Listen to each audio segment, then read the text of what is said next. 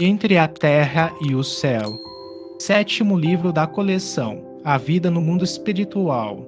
Ditado pelo espírito André Luiz e psicografado pelo médium brasileiro Francisco Cândido Xavier, em 1954. Capítulo 7. Consciência em Desequilíbrio. Consoante as recomendações que havíamos recebido, aguardamos Dona Antonina, no estreito recinto em que se processara o culto familiar. Agora conseguíamos reparar o ancião desencarnado com mais atenção. Conservando integrais remanescentes da vida física, abatido e trêmulo, parecia inquieto, dementado. Tentamos debalde uma aproximação. Não nos via. Lembrei ao meu companheiro que poderíamos densificar o nosso veículo pela concentração da vontade e apressamo-nos na providência. Em momentos breves, fornecendo a impressão de recém-chegados, atraímos o interesse. O velhinho precipitou-se para nós, exclamando: "São oficiais ou praças? São pró ou contra?" Aquele olhar esgazeado era efetivamente o de um louco. Hilário e eu trocamos impressões de curiosidade e espanto. E antes que nos pronunciássemos, começou a chorar convulsivamente, acentuando: "Quem trouxe aqui a ideia de perdoar? Em que ponto me situaria na questão?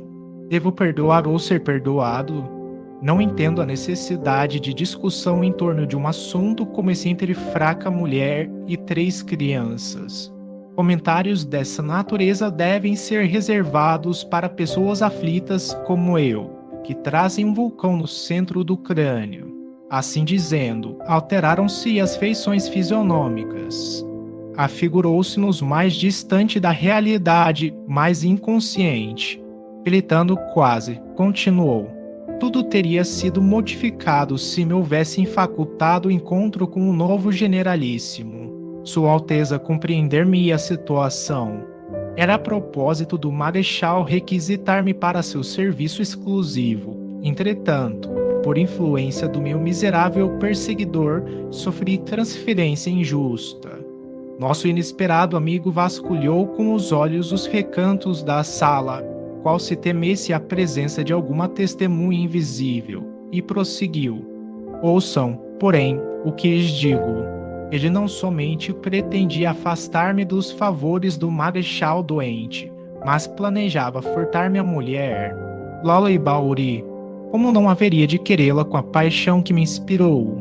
Por que teria eu de seguir para Fecho dos Morros? O intento de me prejudicarem era evidente. Sem dúvida, fui constrangido a sair, mas não fui além de Taquaral. O general Polidoro não me abandonaria. Devia regressar a Luque e regressei. O infame Esteves, contudo, agira sem descansar. Além de assaltar meus direitos de enfermeiro no quartel-general, desviar a atenção de Lola. A formosa Ibarruri não mais me pertencia. Entregara-se ao amigo desleal. Nossa pequena chácara de laranjeiras e nosso jardim estavam esquecidos. Quem disse que não me sacrifiquei na aquisição da encantadora casinha, por mim confiada à pérfida mulher? Durante um mês longo e terrível, suspirei pelo retorno aos carinhos dela. Quando tornei ao lar, naquela estrelada noite de maio, encontrei-a nos braços do traidor. Lola tentou desculpar-se, mas surpreendi-os juntos.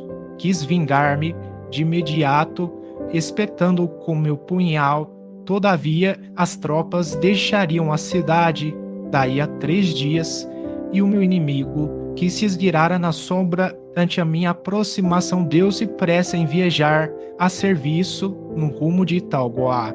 O ódio passou a dominar-me, enseguecendo-me. Encontrá-lo-ia em alguma parte, abraçá-lo-ia com a mesma cordialidade fingida com que me abraçara pela primeira vez e arrancar-ia a vida. Assim fiz. Aparentei ignorar a realidade e busquei-o, sorrindo-lhe, sorrindo, envenenei-o. Veiam, contudo, que somente me abalancei a semelhante ato, porque ele era impudente, libertino, cruel. Assassinar-me-ia, se eu não tivesse o arrojo de liquidá-lo. Fez breve pausa e, em seguida, ajoelhando diante de nós, passou a clamar, de novo, em alta voz: Senhor, para mim, estou certo de que pratiquei a justiça, mas este homem realmente não me abandona. Lutei tanto, casei-me e organizei grande família. Devotei-me à religião, desfrutei os benefícios dos santos sacramentos e admiti que tudo estivesse amplamente solucionado. Entretanto, depois de retirar-me do corpo físico sob a imposição da velhice e da enfermidade, longe de encontrar o céu que parece cada vez mais distante de mim, reconheço que este homem continua a perseguir-me por dentro. Faz muitos anos que me despedi dos ossos fatigados e perambulo, aflito e infeliz, carregando o inferno dentro de mim. A princípio, procurei o sepulcro na esperança de soerguer meus restos e, escondendo-me neles, esquecer, compreendendo, porém, que meu desejo era de todo frustrado. Fugi para sempre do lugar que me asila os despojos e devoro ruas e praças, buscando autoridades que me socorram. Depois de passar as mãos pelo rosto, enxugando as lágrimas, continuou: Ó senhores, por quem são? Ainda mesmo que o meu erro fosse tão clamoroso assim, tanto tempo de convívio com este monstro a fitar-me, imperturbável, não bastaria a expiação que me compete ao resgate. Se eu confessasse o crime e me demorasse por menos tempo no cárcere, não estaria redimido diante dos tribunais? Sentindo que algo nos caberia dizer à guisa de consolo, afaguei a cabeça branca e falei, tentando ser gentil: Acalme-se, meu irmão.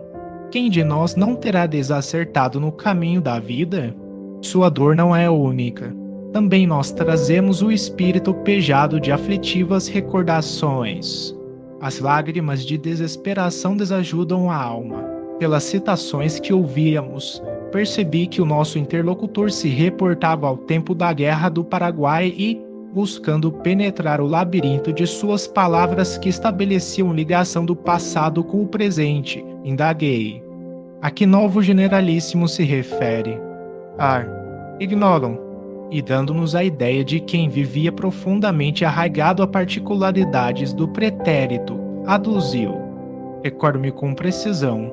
Sim, a proclamação dele era de 16 de abril. O príncipe Dom Gastão de Orleans era o novo comandante em chefe, mas muito me pesava o afastamento do marechal. Qual deles? Perguntei, reavivando-lhe a memória.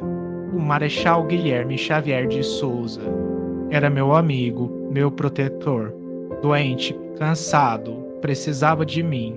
Contudo, afastaram-me dele. Esteves, o cão infiel. Nesse instante, porém, a voz extinguiu-se na garganta. Esbugalharam-se os olhos e, como se estivesse atenazado no íntimo por forças terríveis, insondáveis à nossa observação, começou a queixar-se, desesperado. Não posso continuar. Ele, a crescer dentro de mim. Observa-me com asco e ainda lhe ouço as últimas palavras no estertor da morte. Não, bradava ele agora, com evidentes sinais de angústia, hei de libertar-me. Tenho fé. Comovidamente, acerquei-me do pobrezinho e considerei. Sim, meu amigo, a fé representa um milagroso salva-vidas de todos os náufragos. Você tem orado? Tem pedido a Jesus amparo e assistência? Sim. E ainda não me chegou qualquer sinal de socorro celeste. O infortunado centralizou em mim o olhar inquieto e informou. Há alguns dias, fui à igreja do Rosário, recordando, como sempre, a visita que fiz até lá, na véspera de minha partida para a guerra, e tanto rezei que tive a felicidade de ver o marechal, que me apareceu de súbito. Estava mais moço e incompreensivelmente refeito. Roguei proteção ao que me respondeu, informando que o meu caso seria tomado em apreço, que eu descansasse, pois ainda que os nossos erros sejam grandes, maior é a compaixão de Deus que nunca nos desampara. E, exibindo um gesto de profundo abatimento, acrescentou: Mas até agora não tive o menor sinal de renovação do caminho. Acariciei-lhe a nevada cabeça e considerei, comovidamente: Esteja convencido, porém, de que a bondade de Jesus não nos faltará. Prometa ajudar-me. Compadeça-se de mim, gritou o infeliz. De coração, intimamente tocado por semelhante apelo, hipotequei a decisão de colaborar em sua paz e sorgimento. Quando o infortunado ancião procurava abraçar-me, Clarencio chegou, guiando a outra pupila que nos acompanharia na excursão. Simpática e humilde, após cumprimentar-nos, manteve-se à distância. O mentor, num átimo, compreendeu o que se passava. Vimo-lo concentrar-se por momentos, densificando-se para auxiliar com mais presteza. Saudado pelo velhinho, afagou-lhe a fronte e avisou-nos: Permanece dementado. A mente dele fixou-se em recordações que o obcecam. Mais experiente que nós outros, guardou nos braços com paternal carinho, conquistando-lhe a confiança, e inquiriu: Que procura, meu irmão? Venho suplicar o socorro de Antonina, minha neta. É a única pessoa que se lembra de mim com amor. Dentre os numerosos membros de minha família, só ela me oferece asilo na oração. E, porque reiniciasse as referências lamuriosas, o ministro colocou a destra sobre a cabeça de nosso interlocutor, como a sondar-lhe o íntimo em minuciosa perquisição, e, em seguida, informou: Temos aqui nosso irmão Leonardo Pires, desencarnado há cerca de 20 anos. Quando jovem, foi empregado do Marechal Guilherme Xavier de Souza e hoje conserva a mente detida num crime de envenenamento em que se envolveu quando integrava as forças brasileiras acampadas em Piraju, no Paraguai. Podemos conhecer o delito em suas particularidades na tela das recordações que o atormentam. É um domingo de festa em campanha, 11 de julho de 1869. A missa é celebrada em pleno campo por um frade capuchinho. O conde Deu, com a luzida oficialidade do seu quartel-general, está presente. Nosso amigo, muito moço ainda, aparece no corpo da infantaria. Não se mostra, porém, interessado nas graves advertências do sacerdote, no ato religioso, nem no apelo ardente e patriótico do generalíssimo, que pronuncia brilhante e inspirada alocução para os convidados. Fita com impertinência um companheiro recém-chegado de Itauguá, enfermeiro em serviços especiais.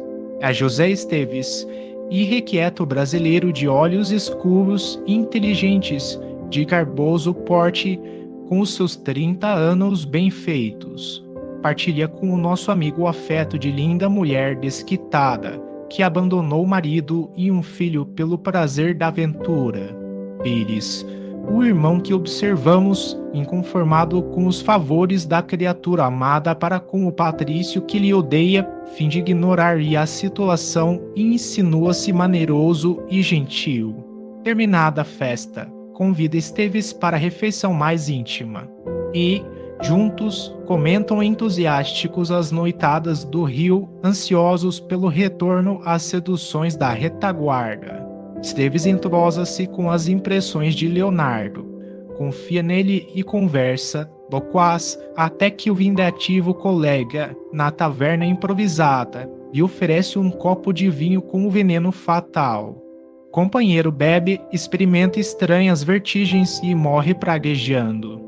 O acontecimento é recebido com admiração. Um médico argentino é chamado a opinar e verifica o envenenamento. Contudo, as autoridades julgam o silêncio mais acertado.